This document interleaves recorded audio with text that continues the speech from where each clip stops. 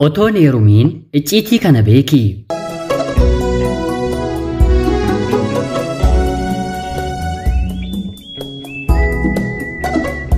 Yooyyaa ashamaa akkam jirtu kabajamtootaaf hordoftoota qophii Oromiyaa 24 nagaaf jaalalli tokkummaan bakka jirtan hundaatti hunda keessaniif haa ta'u jechaa guyyaa har'aallee seenaa addunyaalessaa keessaa tokko qabadhee waan dhiyaadheeruuf hanga xumura qophii kanaatti laayik sheer akkanumallee sabskiraayib gochuun akkana waliin turtan kabajaan isiniin gaafadha.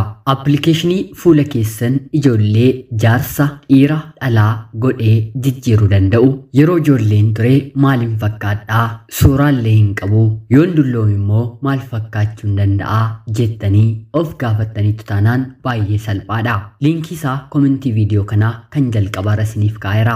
Ammuma liinkicha tuquun daawunlood bakka jiru tuqattanii appilikeeshinii kana buufachuun suuraa keessan, suuraa hiriyaa keessanii, suuraa maatii keessanii keessa galchuun ilaaluu ittiin bohaaruu dandeessu. Kallachumaan gara seenaa kanaatti. Itti fufinsaan dhaloota maatii afuriin dubartoonni abbaa manaan jalaa du'anii tokkotu jira.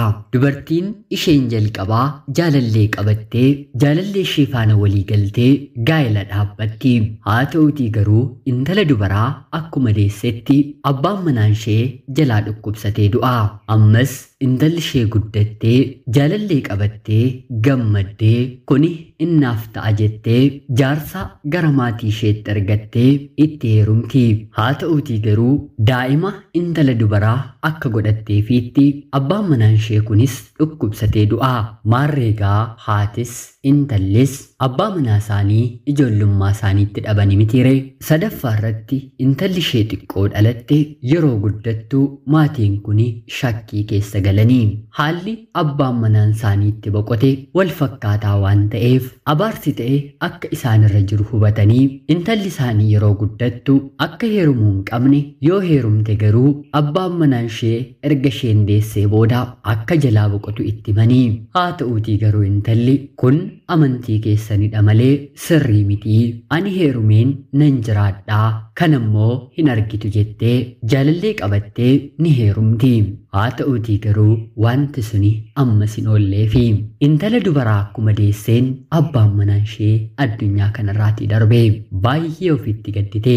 Haati koo fi akkoon koo natti himanii turanii ani garuu kuni sobadha jedheen abbaa manaa koo ijoollummaa koo kan hin jaalladhu akka inni darbuun godhee yaa rabbii maaliin godha mucaa koo fi jettee ammumaa yaadda'uu eegalte. Maatii sadii walitti fufinsaan abbaan manaan bifa wal fakkaataatiin du'e. Intalli isheen arfaffaan reefuma umriidhaan waggaa 7 yeroo geessu haati waamtee icciitii maatii isaanii keessa jiru yoo heeruman abbaa manaan barakaa akka hin qabne haati intala isheetti himte. Intallis duubatti deebitee haadha akkoo akaakilee yeroo laaltu abbaan manaan ijoollummaatti du'eera. Erga sanaas isaaniin heerumne. Sodaatanii hafaniiru. Mucayyoon kanaa ol yaaduu waan hin dandeenyeef waa'een heerumaas haga kanaatti waan hin galleefiif haati akkatti dubbatteen dhiira tokkotti illee hin siqiin umrii kee keessatti dhiira hin jaallatiin jettee gorsitiini. Mucayyoon kunillee gorsa haadha ishee fudhatte. Umriin ishee akkuma dabalaa deemeen dhiirri yookiin immoo dargaggeessi ishee barbaadu akkanuma dabalaa dhufe. Haa ta'uutii garuu gorsi haadha ishee sammuu ishee keessa yeroo hundumaa waan naanna'uuf ani dubartii heerumuu hin dandeenyedha of jetti. Jaallattis of hin koffistu. Kanaan otoo jiruu umriin ishee waggaa 20 yeroo ta'u jaalalli yaadanii karoorsanii naafaa ta'u jedhanii kan fudhatan otoo hin taane akka carraa onnee namaa keessatti kan biqilu waan ta'eef dargaggoo tokkorraa ishumaanuu jaalalli moo'e. Akka jaalalli ishee qabee fi of injifachuu akka dadhabde deemtee haadha ishee akkoo isheetti himte. Haa ta'uutii garuu haati isheetti dheekkamte. Yoo jaallatteen booddee gaa'ela dhumuu keessan waan hin oolleef gurbaan kun si jalaa boqotaa ittiin siqeenii irraa fagaadhu jettee gorsiteeni. Haa ta'uutii garuu mucayyoon baay'ee aartee abaarsa kana eenyutu nutti fideera? Eenyutu maal raawwateera?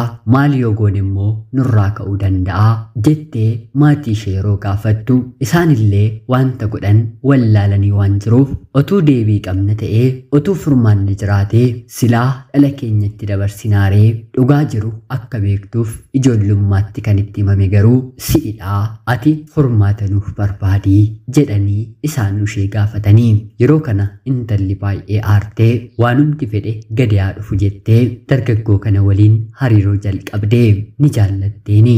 Namni akka kee lafa kanarratti naaf ta'u hin jirus jetteeni. Innis baay'ee matti ishee jaallate. Waan qabuun waan danda'uun ishee bira dhaabbachuu jalqabe. Kanaan otoo jiranii jaalalaan waggaa 2 yeroo xumuran jaalalleen ishee sun qubeelaa waadaa qopheessee kanaan ol jaalalaan turuun keenyi gaarii miti bultii ijaarrannaa jedhee ishee gaafate. Haa ta'uutii garuu mucayyoo kanatti battala sammuu isheetti kan dhufe abaarsa maatii isheeti. Jaallattus bultii waliin ijaarrachuu barbaaddus lakkii hin ta'uu jettee deebisteefi yeroo kanatti inni lapheensaa lamatti cite. Maaliin si balleesse?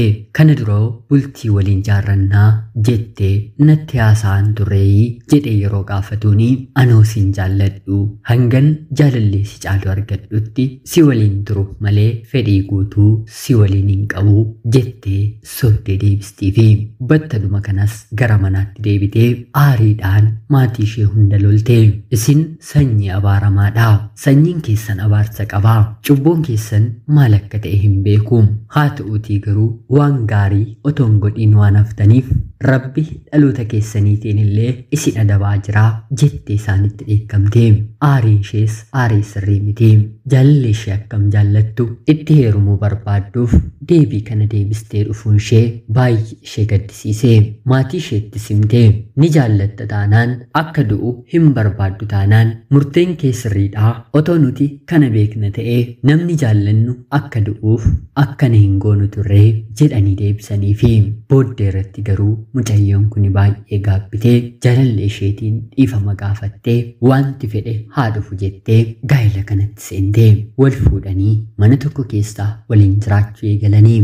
Kanaan otoo jiraniiti guyyaa tokko wookiidhaaf daandiirra otoo jiranii dubartiin kun ulfa ta'uu ishee abbaa manaa isheetti himte.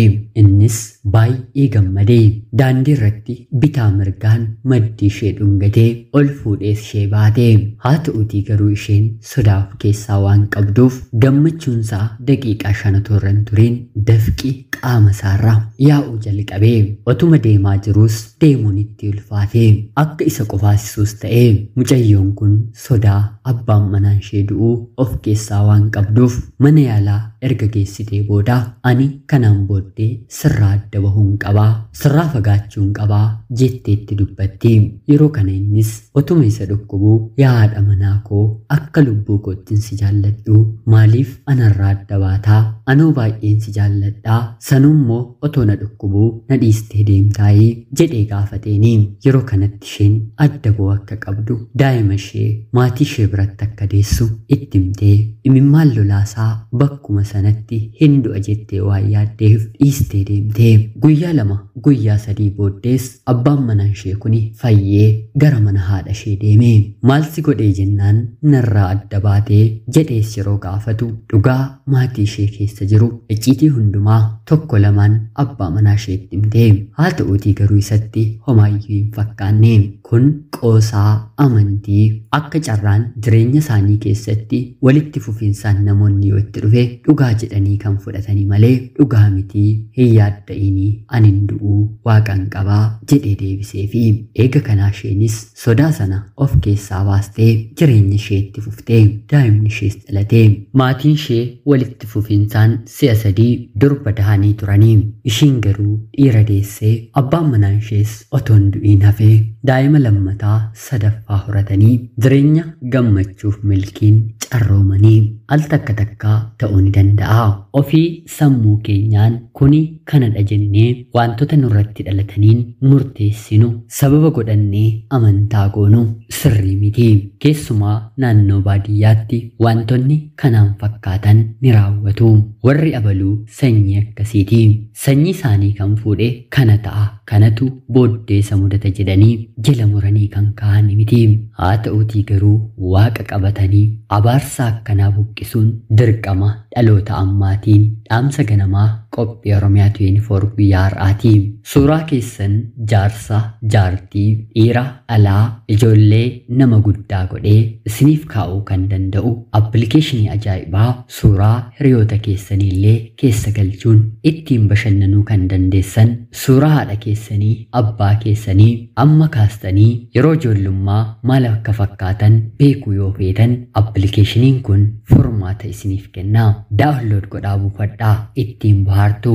Linkiin isaa komentii viidiyoo kan jalqabaa jala isiniif jira. Ammuma tuquun itti fayyadamaa. Hanga yoonaatti yeroo keessan naaf kennitanii dhaggeeffachaa turuu keessaniitiif guddaa galatoomaa. Laayik, sheerii fi sabskiraayib gochuun illee na deeggaraa jechaa seenaa qophii gara biraatiin hanga walitti deebinutti bakka jirtan maraan turtii gaarii.